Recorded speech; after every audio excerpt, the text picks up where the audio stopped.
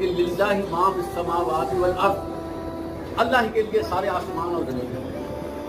اور اللہ تعالیٰ یہ بھی فرماتے ہیں کہ جو کچھ اس کائنات میں موجود ہے وہ اللہ تعالیٰ نے کن کہہ کر اس کو بنایا ہے، اور کوئی اس کے بنانے میں حصے دار نہیں ہے۔